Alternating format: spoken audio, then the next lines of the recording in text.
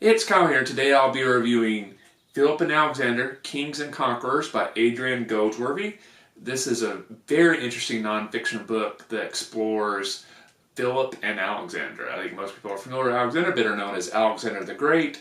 I've read several biographies on Alexander the Great before. He's a very fascinating figure, obviously one of those individuals. If you're ranking the people in human history that's had the biggest impact on how our society has developed, Alexander's definitely up there. He also had a tremendous impact on how civilization progressed based on his unprecedented wave of conquest that he led. Like, less well known, I think really big history nerds, people that have read about Alexander before, know about his dad, Philip. But I think for casual people, they're not really as familiar with him. And Philip is one of those individuals that would be a well-known, like, brilliant military commander and conqueror in his own right if he wasn't overshadowed by his own son. And this book does an excellent job of basically exploring both of them. And Philip just doesn't really get as much attention typically as Alexander. So a lot of times when you read a book about Alexander, maybe the first 5 to 10% is about Alexander's dad, Philip, and how Alexander grew up and their relationship with each other. But a lot of times it's the bulk of it is how Alexander interacted with his dad.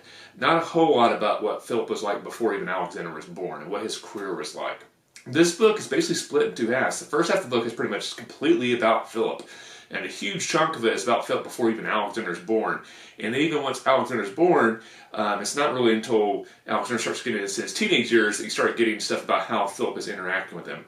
So you really get a sense of like who Philip was on his own right, not how he interacted with Alexander. So I think for people that are really interested in Alexander the Great, maybe you've read books about him before, this book does a tremendous job of looking at how the foundation that Philip built of building a very weak, divided kingdom in Macedon into a powerhouse in Greece, conquering all of Greece, laying the groundwork and the plans for the attack on Persia that then Alexander executed on once his dad Philip had died and Alexander succeeded him. So it really paints a picture of how they were both military geniuses way ahead of their time and how they completely changed the face of the world based on what they did. So like in some cases, like myself, like when I've read a few books about Alexander, like anytime you see him, I was like, am I really going to learn anything new?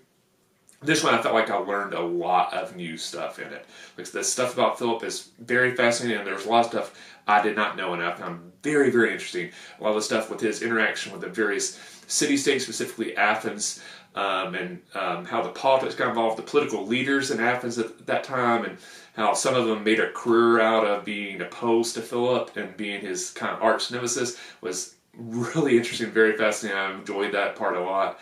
It was interesting, especially with Philip, how much he was playing in politics in addition to war, where Alexander, you just get the film, Alexander is more about conquest, where Philip seemed to be a master of the political realm and the military realm. To be fair, Alexander died a lot earlier, so he didn't really have as much chance to play around politics as his dad did.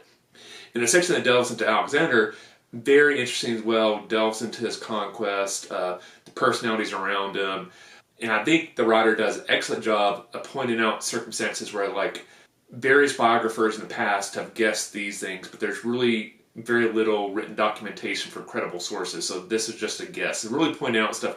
Hey, here's stuff we're pretty sure about Alexander, here's stuff we're not sure about, and some of it's even like timeline stuff, like, this could have happened this year, or could have happened 2 years later. We don't really know. The sources are kind of vague, and the people with him wrote accounts, but like they maybe differed on when it happened and what order it happened and the importance of what happened. So I love the fact that the writer didn't just try to, basically pick what he believed in and kind of ignored it and just said it like, hey, this is the truth. He's more like, hey, this is what I think, but it's an educated guess. This is why we're unsure of it, and why people that are very concrete on their opinions, right, this is definitely true, are a little bit misleading. I found that very refreshing. You don't really see that many nonfiction writers go like, hey, we're not really sure about this, and we'll probably never really be sure about it. That was very refreshing to read in a nonfiction book. So I would say the style this is written in is more your traditional hardcore nonfiction book. It's very much for history nerds. If you're typically not into reading history, into nonfiction, I don't think this is the book for you.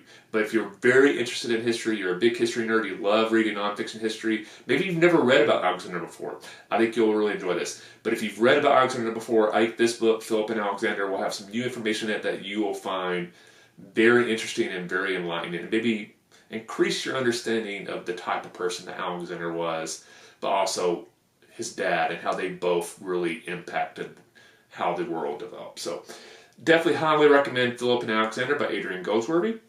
Let me know in the comment section below, what is your favorite book you've kind of read about the ancient world in the nonfiction realm? Or it could be fiction. Let me know in the comment section below. If you enjoyed this review, please hit the like button. If you have yet, please subscribe to the channel. I really appreciate support. Thanks for watching. I'll see you the next time, and happy reading.